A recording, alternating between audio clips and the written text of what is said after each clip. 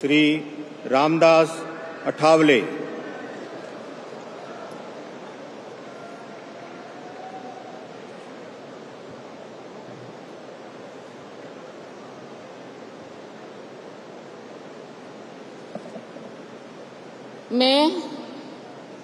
मैं रामदास अठावले सत्यनिष्ठा से प्रतिज्ञा करता हूं कि मैं विधि द्वारा स्थापित भारत के संविधान के प्रति सच्ची श्रद्धा और निष्ठा रखूंगा।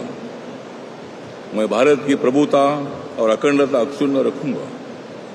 मैं संघ के राज्य मंत्री के रूप में अपने कर्तव्यों का श्रद्धापूर्वक और शुद्ध अंतकरण से निर्वहन करूंगा तथा मैं भय या पक्षपात, अनुराग या द्वेष के बिना सभी प्रकार के लोगों के प्रति संविधान और विधि के अनुसार न्याय करूंगा।